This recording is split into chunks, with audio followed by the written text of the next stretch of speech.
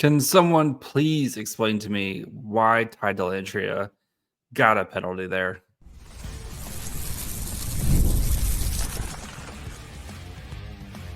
You're Locked On Sharks, your daily podcast on the San Jose Sharks, part of the Locked On Podcast Network, your team every day. Hello, welcome to Locked On Sharks, the premier hockey podcast covering your favorite team in the Bay Area. My name is JD Young, caretaker at the Reef, also the co-host of Locked On NHL. I want to thank you for making Locked On Sharks your first listen. Proudly part of the Locked On Network. We cover your team every day. And if you want to be an everydayer, all you have to do is just follow along wherever you get podcasts, or you can watch on YouTube as well. And today, the Sharks continue their losing ways as they lose to the Calgary Flames 3-2 in a game that way too many penalties. And why was Ty Dellandrea in the called for penalty there? Why was Ty Dellandrea called for penalty? So we're going to talk about dumb penalties. Macklin Celebrini continues his march to the Calder. Will Smith looking strong. Timothy Liljegren leaves with an injury and what that means for the Sharks, and dig into the numbers behind the Sharks' 3-2 loss. So before we get to all that, I do want to let you guys know today's episode is brought to you by FanDuel. Right now, new customers can get $150 in bonus bets if your first $5 bet wins. Okay. The big thing from this game was, one, the Sharks played way better than I thought that they like. This was a very even game between two very even teams. And if you watched the preview I did on YouTube, like the numbers supported that this game would probably be really even. I also said the Flames would win 3-2. Check. And I also said Macklin Celebrini would have a point. So double check for me. But very even game that was played at a much better pace. I kind of expected like really sloppy hockey, but I guess having a couple practice days beforehand really helped for both teams in their first game back from the Four Nations break. But the penalties, there were some dumb penalties in this game. And let's start with, of course, the elephant in the room with Ty Dellandrea getting a penalty where he gets knocked down from behind and he gets called for a holding penalty, which then turns into a 4-on-4 play. Yes, you can't let the Calgary Flames score there, but that should have been a Sharks power play. Like that 100% should have been a Sharks power play. My only thinking I could do to why Dellandrea was in the box there was if the refs wanted to try to maintain some control in this game, right? And we've seen it a bajillion times where instead of calling a penalty on someone, they'll just call a penalty on both guys to try to kind of de-escalate the situation. And right, you had a big rumble kind of right in front of the benches there. Dellandrea is kind of like on his knees. He gets punched in the face on his knees there. He has to go back to the spotter for the concussion spotting. And it looked like he was back out there at the end of the game, but so hopefully no worse for the wear there. But it doesn't make sense, right? Like it doesn't make sense that he gets called for a penalty there. Okay, you right, the 4-on-4, and then Henry Thrun puck over glass, and I was literally about ready to tweet, wow, Henry Thrun's played a really strong game. And we'll talk about Henry Thrun a little bit more, but just a mental error right there. And then you're on the penalty kill with 2:56 or whatever left in the game, and you're trying to tie things up despite being on the penalty kill. And then Eklund at the very end of the game takes a slash. That was more of a desperation, frustration slash, and then he gets to 2-10. I just want to know what Eklund said to get the extra 10 minutes. I'm sure it was probably not very nice. I think he was also jawing a little bit on the bench when the Dellandrea incident occurred, so it was probably kind of a mounting thing there where he said the one last thing to kind of get him pushed over the edge and got the extra 10 minutes there. So overall though, like I thought the Sharks played really well, and it was what you wanted to see, right? I thought they played a much cleaner game. The first 5 minutes were a little helter-skelter, and then they kind of settled into the game, and they actually kind of pushed around Calgary at points in this game and kind of controlled this game, and just didn't get rewarded for it. And you point to Macklin, Celebrini, and Will Smith, who both I thought had excellent games in this game. Celebrini continued his march to the Calder, right, with another goal. Great play from Tyler Toffoli, but Celebrini, right place at the right time with nobody around him. He also almost tied the game up a couple times. He hit the post or the crossbar.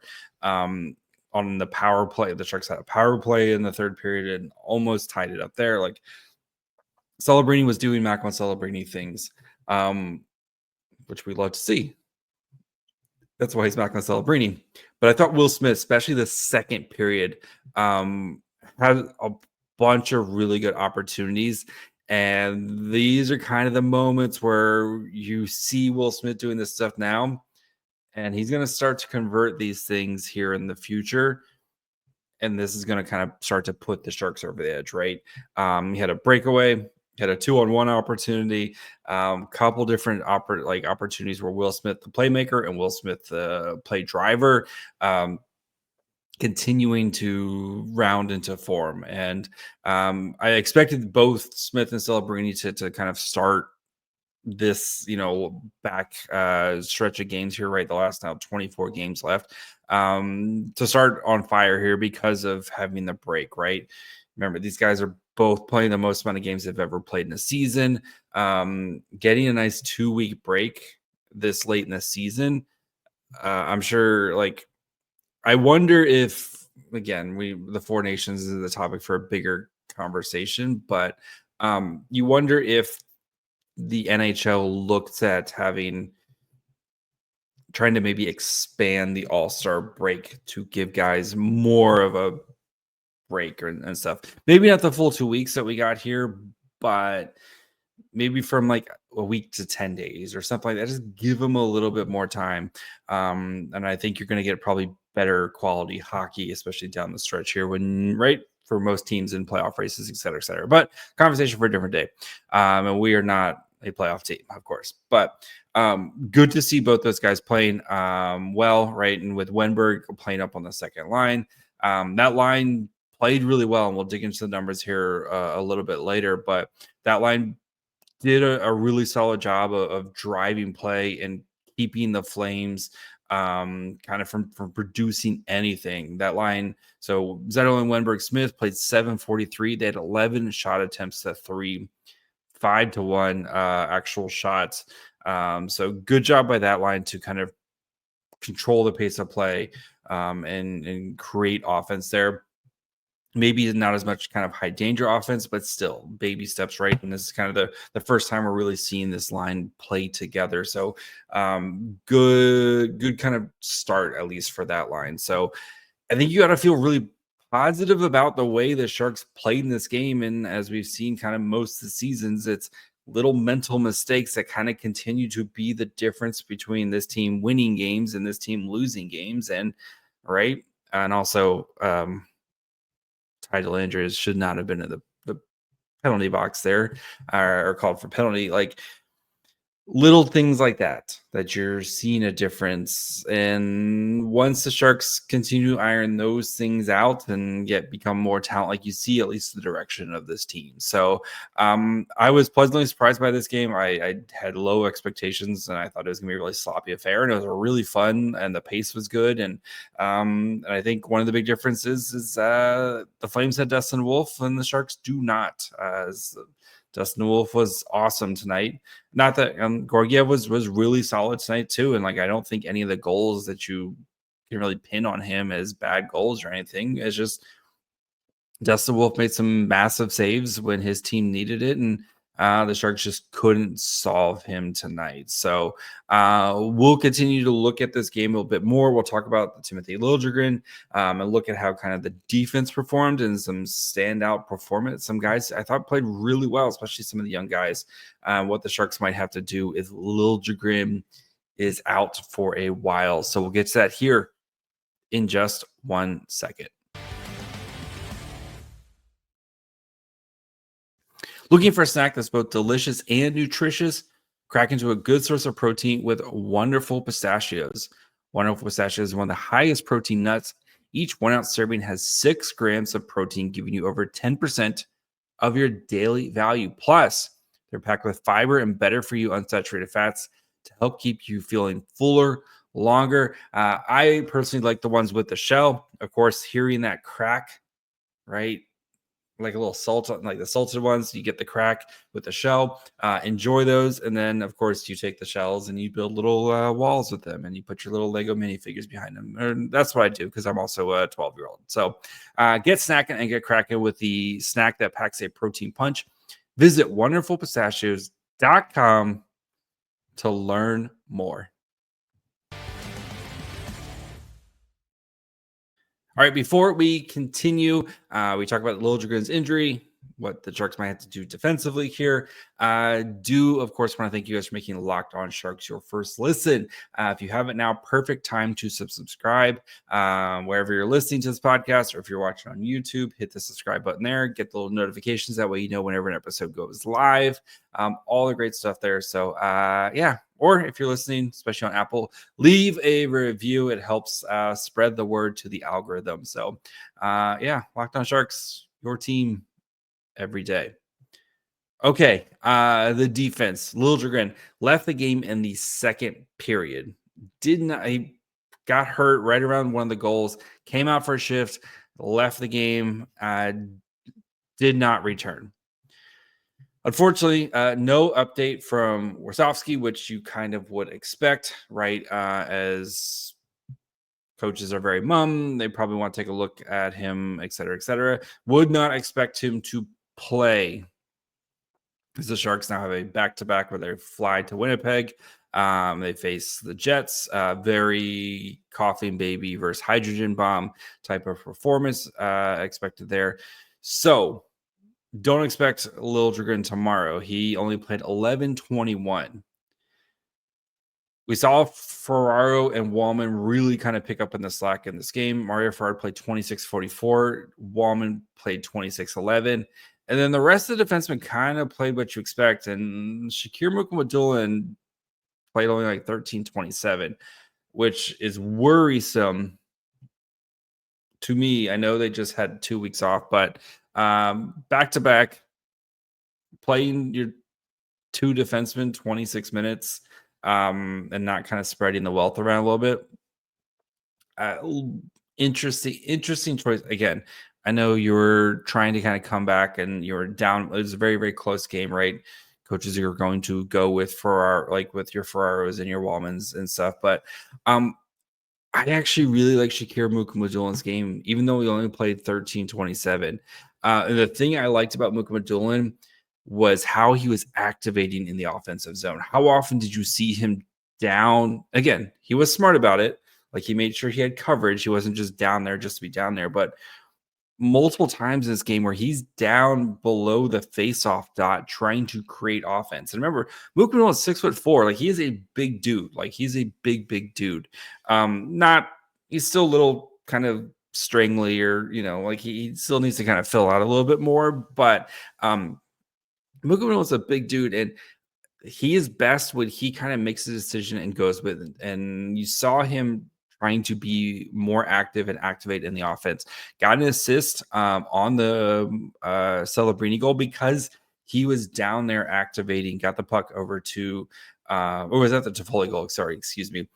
Gets the puck over to Eklund. Eklund makes a great pass, and then Tyler Toffoli, hand-eye coordination king right there, gets the puck in the back of the net. But seeing Mukhamadullin do that, and that's what we want to see from him, is being able to activate and kind of giving that freedom and that leverage and that ability to go do that in the proper situation. So I hope tomorrow Mukhamadullin gets a bit more ice time, because it's going to be tough to kind of rely on Wallman and Ferraro to play 26 minutes a night and have one of your healthy defensemen only play 13 minutes a night. So got to even it out a little bit there. So Henry Thrun, I also thought had an excellent game. Yes, I know the puck over glass penalty, right? Bad timing for that. That aside, I thought Thrun was excellent in this game. And it was a lot of the little detail things, right? Getting to stick down the right spot, saved a goal. He actually kind of saved 2 goals, if I recall. Like one where he kind of swept it out, one where it kind of bounced off him. But I thought Thrun kind of making those little kind of last ditch plays to get a stick down or get kind of diffuse a situation, right? And Thrun had a really up and down season this year, right? And he's played really well at times. He's also played horrible at times. And I think Hockey Stat Cards has him as one of the worst defensemen in the NHL when it comes to his kind of cumulative game score. I thought he played tonight was one of his better games. I thought he played really good. Played really well, especially in his own zone there.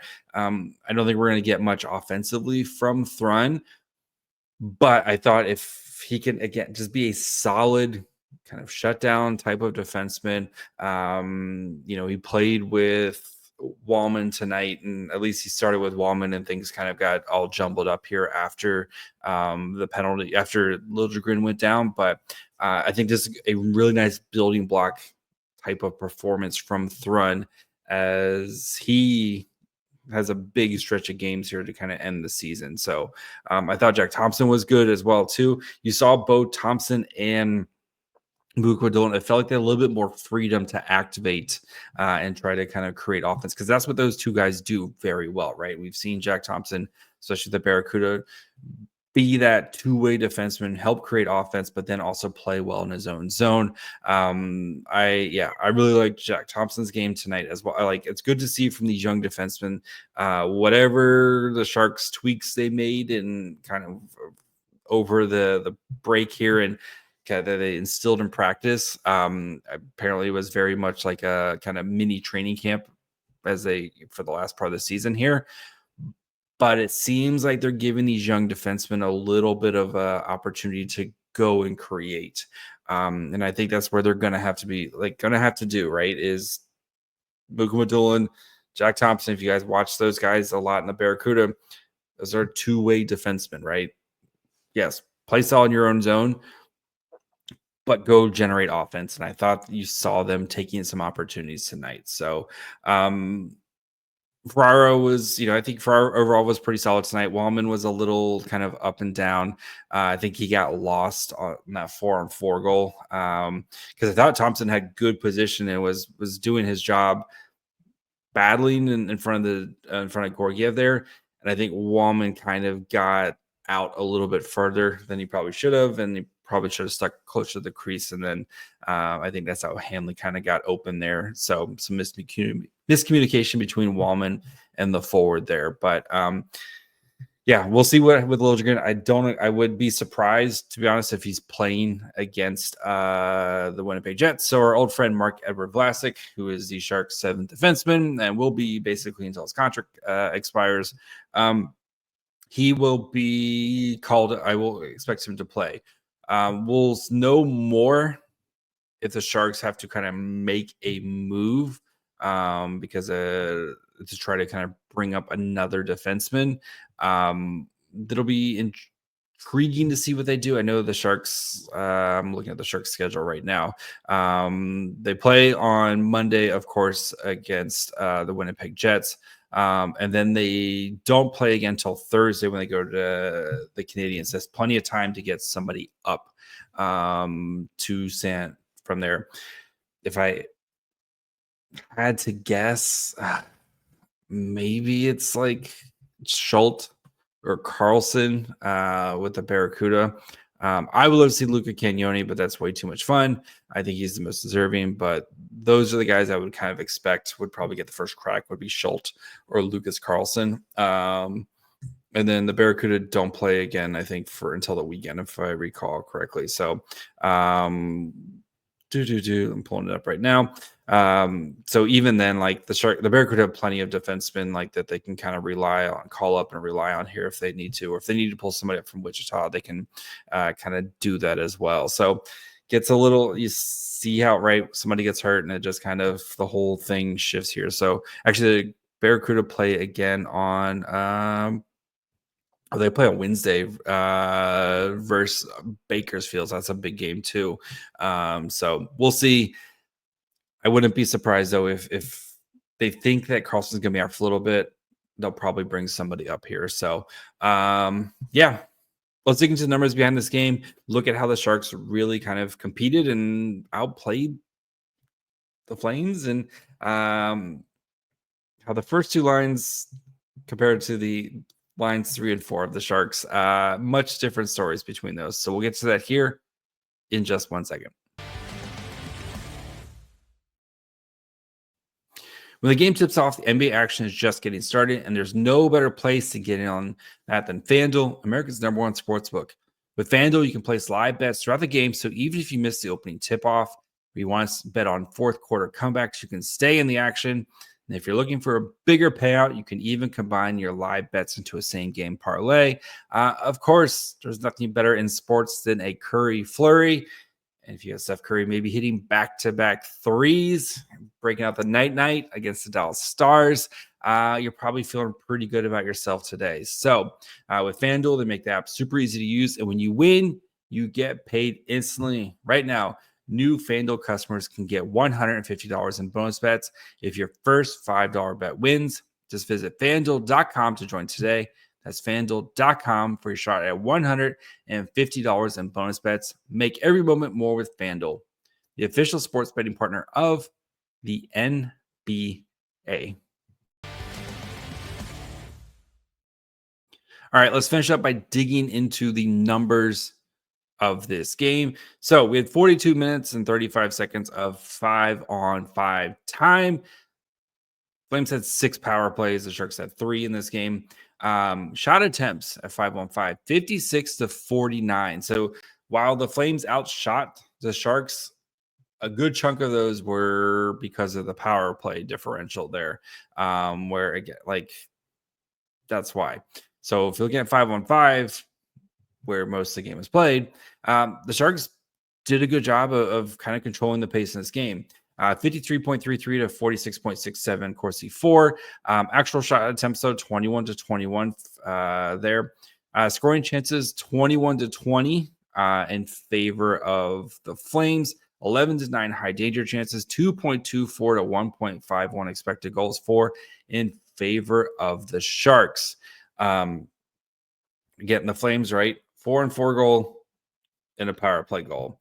The Sharks scored both their goals at even strength there. So Sharks' second period is where they really turned it on. They had 12-9 scoring chances for 33-22, shot attempts.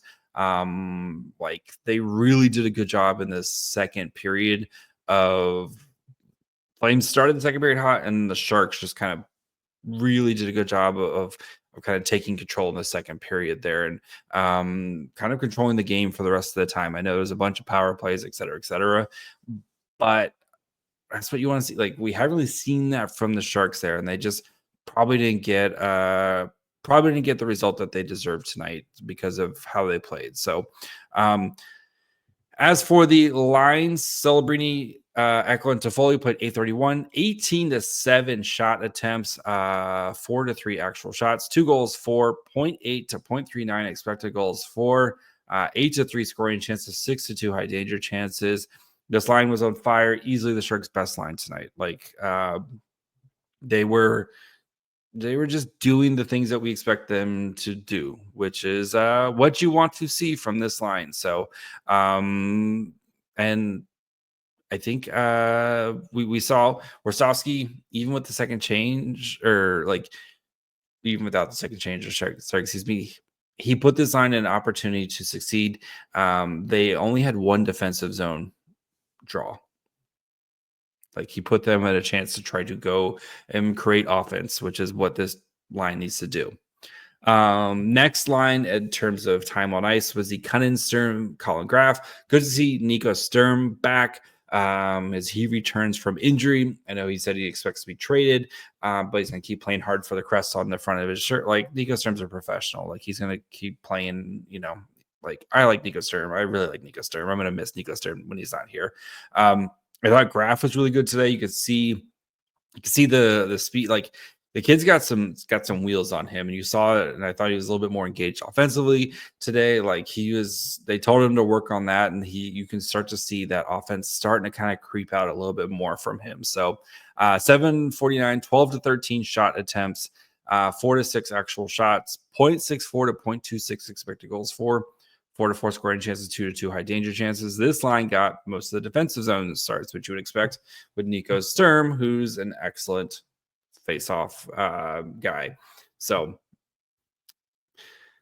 Zetterlund, Wenberg, Smith, and we talked about it a little bit already, but 11 to 3 shot attempts, 5 to 1 actual shots, 0.19 to 0.01 expected goals for, 2 to 0 scoring chances, 0 to 0 high danger chances for this line. We talked about them earlier, but excited to see how this line kind of gels over the end of the season here. So then we have Goodrow, Dellandrea, Walker, Dewar, 603, 5-on-5, 4 to 13 shot attempts, 2 to 7 actual shots. Gave up a goal, 0.29 to 0.44 expected goals for, 4 to 7 scoring chances, 2 to 3 high danger chances for this line. So